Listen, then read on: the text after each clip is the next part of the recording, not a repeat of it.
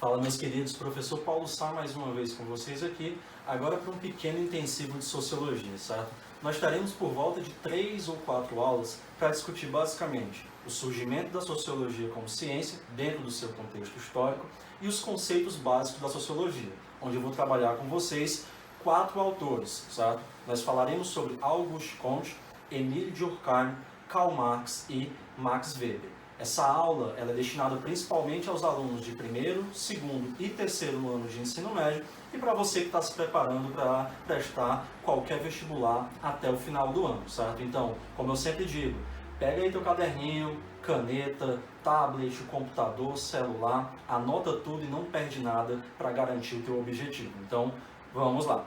Esse meme que está aparecendo agora aqui para vocês, acho que todo mundo conhece, certo? Pelo menos o personagem, que é o Homer, né, da família Simpson. E essa aqui é a situação geralmente de um estudante de ensino médio, principalmente se você estiver no terceiro ano, ou até mesmo se preparando para algum vestibular ou outro tipo de concurso que envolva o conteúdo de sociologia, certo? Então, dentro desse meme, dá para a gente estudar, não só desse, como de vários outros, certo? Como assim, Paulo? O meme, gente, é uma linguagem muito atual e que ela pode traduzir, representar muita coisa sobre muito conteúdo que você está aí tendo algum tipo de contato nesse momento, certo? Então, inclusive, eu deixo aqui como indicação a página no Instagram e no Twitter, @História no Pente, certo? Lá vocês vão ter muitos conteúdos em formato de meme que vocês podem encontrar. Então, geralmente, essa quantidade de conteúdo que vocês estão vendo aqui deixa o estudante meio confuso, né? Ainda mais em um momento tão complicado como esse que nós estamos vivendo agora, por conta, né, do Covid-19. Mas nós estamos no processo de adaptação e vamos continuar, certo, estudando, e eu vou estar aqui ajudando vocês para conseguir alcançar os seus objetivos, tá? Quando eu falo sobre filosofia, sociologia, ciências humanas de uma maneira geral, tá? Geralmente, isso gera uma confusão muito grande na cabeça das pessoas, porque parece algo muito distante, algo muito difícil e que não tem utilidade dentro do cotidiano, que é mais ou menos o que mostra esse próximo meme aqui com o pessoal do Choque de Cultura para vocês, certo? Quando alguém vai dizer, poxa, filosofia, sociologia, história, geografia, isso não serve para nada, reflete um pouquinho sobre o que tu falou e muda de conceito, certo? Porque essa opinião, ela tá bem errada. Quando eu falo sobre ciências humanas, principalmente filosofia e sociologia, certo?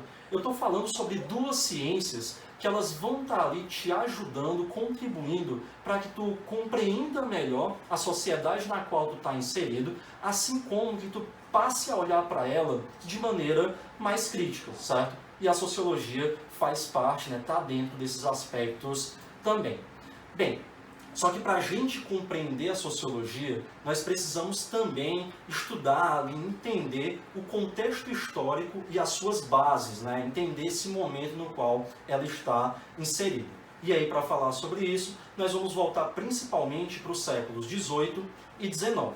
Mas antes de dar um pouquinho desse retorno, vamos entender o que é esse conceito mais geral de sociologia, certo? Não é algo tão complicado. Se nós pegarmos a palavra socio e logia, nós vamos ter sociedade e estudo, certo? Ou seja, o estudo da sociedade. O que é que a sociologia vai ter como objetivo então, certo? Compreender essa sociedade e como ela acaba afetando a vida dos seus indivíduos. Então, todos nós que vivemos em sociedade somos afetados, influenciados por ela de alguma forma, certo? Inclusive você que está vendo esse vídeo e eu também que estou aqui agora apresentando essa aula para vocês, tá bom? Mas Paulo, por que os séculos XVIII e XIX especificamente? Bem, o século XVIII ele é conhecido também como o século das luzes, certo? Ou ilustração, porque é lá que vai surgir o que nós chamamos de iluminismo, certo? O iluminismo é um movimento filosófico, político, econômico também, que tem como uma das suas principais bases a liberdade, ou até mesmo o liberalismo, certo? Essa liberdade é uma liberdade de pensamento, uma liberdade de ação, uma liberdade política e também uma liberdade econômica. Dentro do iluminismo, nós vamos ter nomes muito conhecidos e importantes para a história da humanidade, Entre eles, Adam Smith, certo? Autor da conhecida meio que Bíblia econômica, certo? Do liberalismo, A Origem da Riqueza das Nações. Nomes como Montesquieu, responsável pela frase "só o poder pode controlar o poder". E a partir daí ele defende que o poder não pode ficar concentrado nas mãos de uma única instituição, mas sim ele deve ser dividido em três, certo? Que nós usamos até hoje, inclusive aqui no Brasil. Eu estou falando do executivo, legislativo e o judiciário. Então, Montesquieu, lá no Iluminismo, é responsável por criar, certo, essa base conceitual política que nós utilizamos até hoje e que serve, inclusive, também como base revolucionária. Tá? O Iluminismo tem uma influência muito grande em muitos processos de transformação política, social e cultural pelo mundo. Eu estou falando, tá, de movimentos como a independência das 13 colônias inglesas na América, a Revolução Francesa, e aqui no Brasil nós temos, por exemplo, a Inconfidência Mineira e a Conjuração Baiana, que tem uma influência muito grande do Iluminismo. O Iluminismo também vai trazer nomes como o de John Locke, que é um dos grandes responsáveis pelo debate sobre liberdade, além da criação de uma Constituição, certo? E por último, nós temos também nomes como o de Voltaire e até o de Jean-Jacques Rousseau, quando ele coloca que o poder emana do povo, falando sobre o contrato social, certo? Então nós temos nomes muito importantes e atuais que contribuem e muito para a formação política, econômica, social, formação como um todo de todos nós enquanto indivíduos sociais, enquanto seres humanos, certo? É por isso que o Iluminismo é tão importante. O Iluminismo tem a sua raiz, a sua base, em um outro movimento conhecido como Renascimento, certo? O Renascimento é uma contraposição àquilo que acontecia lá na Idade Média. Os renascentistas, inclusive, costumam chamar a Idade Média de Idade das Trevas, certo? O que é um termo bem errôneo, porque eles achavam ali que a Idade Média, como Idade das Trevas, era um período muito obscuro da história humana, onde não houve nenhum tipo de avanço, o que não é verdade. Nós vamos ter, por exemplo, a filosofia medieval com nomes como Santo Agostinho e São Tomás de Aquino, além da criação das primeiras universidades, certo? Então é muito importante a gente já lembrar desses aspectos para saber que a Idade Média não tem nada de Idade das Trevas. Isso acontece como uma forma de depreciação para tentar reafirmar ou firmar ainda mais, certo, a figura dos renascentistas. O Renascimento, ele é um movimento que traz em si a volta da cultura clássica, que é nada mais, nada menos do que a cultura greco-romana. Os gregos e os romanos já usavam muito a razão como uma forma de compreensão do mundo dentro do seu entorno e do seu contexto.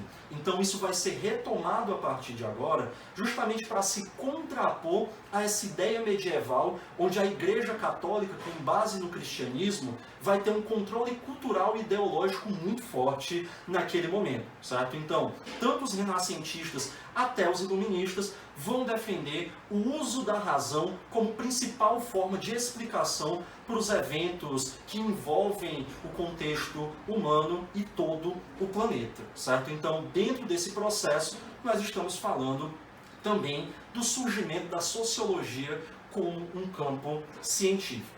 Paulo, mas o que isso do iluminismo tem a ver com a sociologia?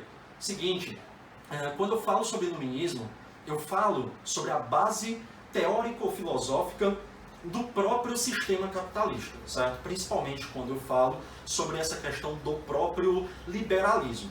E aí, dentro desse processo, eu coloquei aqui para vocês duas revoluções, a Revolução Industrial e a Revolução Francesa. Esses dois eventos são considerados pelo historiador inglês Eric Hobsbawm como os dois marcos de surgimento da sociedade capitalista, esse sistema que eu também coloco aqui para vocês. O que é que isso tem a ver, então, Paulo, com a sociologia?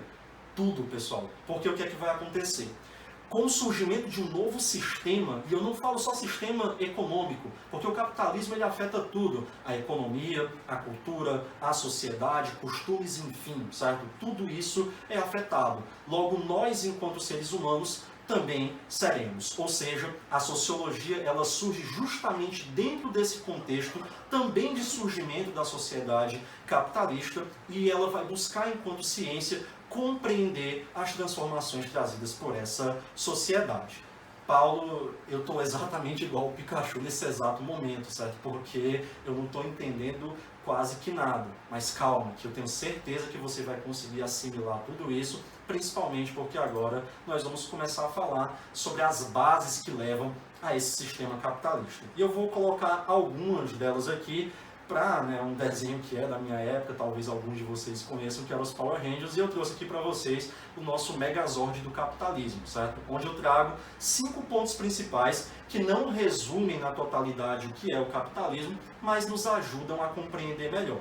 Eu trago ali no Ranger vermelho, certo, o metalismo, que é a busca por metais preciosos, que vai acontecer no período conhecido também como mercantilismo, ou que nós podemos chamar de pré-capitalismo. A ética protestante, que vai ser um movimento estudado inclusive pelo sociólogo Max Weber, onde ele vai dizer que dentro dessa sociedade capitalista nós temos um processo de racionalização da própria religião. E a ética protestante, certo, é uma crítica ao próprio movimento da Igreja Católica, onde nós vamos ter 3 nomes principais: Martinho Lutero, certo? John Calvino e Henrique VIII. Então, nós temos também uma transformação da religião dentro do sistema capitalista. A mão de obra assalariada, que é fundamental para movimentar o mercado, a ascensão de uma nova classe, a burguesia. Lembrando que na definição marxista, burguês, certo, é aquele que é detentor dos meios de produção. E meio de produção é aquilo que é utilizado para a geração de riquezas por meio de uma exploração. O proletário é aquele que não é detentor desses meios de produção e a única coisa que ele tem para vender em sociedade é a sua força de trabalho. E por último, a globalização, que inclusive, segundo o geógrafo, certo, Milton Santos, ele dizia que a globalização ela não pode ser vista em sua totalidade como algo negativo, certo? Porque quando eu falo sobre um mundo global, eu falo sobre um mundo muito interligado, tá? E isso já acontece há muito tempo. Só que dentro do capitalismo nós vamos ter também o avanço dos transportes, meios de comunicação e uma sociedade muito acelerada. O grande problema no meio disso tudo é o imperialismo, certo? Quando eu falo sobre uma cultura ser predominante, ser maior de alguma forma do que a outra, que nós vivemos, por exemplo, hoje em relação à produção norte-americana. Bem, nós podemos falar ainda também sobre a relação entre senso comum e ciência. Quando eu falo sobre senso comum, eu estou falando sobre um tipo de conhecimento que ele tem uma interferência na sociedade, mas que ele não tem uma base científica. Por exemplo, se eu misturar leite com manga, eu vou morrer, sendo que você não vai, certo? Isso não tem embasamento científico.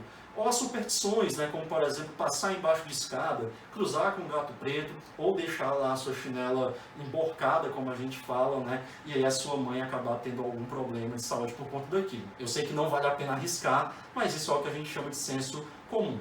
Para falar sobre ciência, eu preciso falar sobre algo que tem um embasamento metodológico, certo, teórico, e que passe por experimentos para que algo seja de fato comprovado ou não. Tudo isso vai ser estudado dentro de uma sociedade, que nada mais é do que o complexo de relações humanas, ou seja, um sistema de interação. Se você vive em sociedade, você interage com outros seres humanos. E social é a qualidade de interação, inter-relação e reciprocidade dentro de uma sociedade. Nós vamos ficar aqui, certo, até a parte sobre Auguste Comte. Então aguenta mais um pouquinho que a gente está quase acabando. Quando eu falo sobre sociologia clássica, eu tenho que começar falando sobre o positivismo. Paulo não acabou ainda. Não, pessoal, a gente está só na primeira parte, mas eu garanto que vai valer muito a pena você continuar aqui com a gente. Esse é Auguste Comte, certo? Para quem nunca tinha o visto. Paulo, nunca ouvi falar sobre positivismo. Ouviu, porque você já estudou, muito provavelmente, o golpe republicano aqui no Brasil, que é um golpe que tem uma influência teórica muito grande, certo? Do positivismo. Inclusive, o lema da nossa bandeira nacional, o Ordem e Progresso, tem uma referência muito grande ao positivismo desenvolvido por Auguste Comte lá na França. O positivismo basicamente vai defender que o conhecimento é o conhecimento científico e que ele pode e deve ser alcançado através de uma metodologia. O positivismo vai criticar muito alguns campos da filosofia e vai se espelhar muito também nas ciências da natureza, onde basicamente o que eles querem é uma pergunta ou um problema e alcançar um resultado através dali, certo? Quando nós falamos então sobre o Comte, ele vai falar sobre a lei dos três estados, que eu quero que vocês tenham muita atenção e pensem agora justamente nessa mesma ordem que eu estou trazendo para vocês agora. A primeira ordem é a teológica. Teo vem de sobrenatural e logia, né? Enfim, uma explicação que é dada a partir de uma ótica sobrenatural. Ou seja, o estado teológico é o primeiro estado de raciocínio humano, onde eu vou estar dizendo basicamente o seguinte: um evento ele pode ser explicado através de uma ordem sobrenatural. É quando eu digo, por exemplo, que o que bateu a uma porta, uma janela, foi um espírito, tá? Nós temos depois a ordem metafísica, que seria uma espécie de meio termo entre o campo científico e esse campo do sobrenatural, mas que na verdade não há uma comprovação de fato sobre algum aspecto físico, né? Como por exemplo, eu escuto a janela ou a porta batendo, eu digo que é o vento, eu me afasto de uma ordem mais sobrenatural, mas eu não posso explicar metodologicamente como aquilo ocorreu. E por último, nós vamos ter o estado positivo, que é esse onde você precisa de uma metodologia que deve eliminar qualquer tipo de impureza, levando até um conhecimento máximo absoluto. Sem muita criticidade, sem muitas perguntas, mas só objetivando você alcançar algo, uma resposta, um resultado. Inclusive para a história, certo? Os positivistas diziam que a verdade era algo capaz de ser alcançado. Então, lembrem dessa ordem do jeito que eu trouxe ela para vocês agora, a ordem dos três estados. Começando pelo teológico, passando depois para o metafísico e por último chegando até o estado positivo. Se qualquer questão falar sobre isso ou sobre positivismo e não trouxer nessa mesma ordem que eu estou dizendo para vocês hoje nesse vídeo, você já sabe que ela está errada. Nos nossos próximos encontros nós vamos falar sobre Émile Durkheim, Karl Marx e Max Weber. Não perde e até a próxima. Valeu!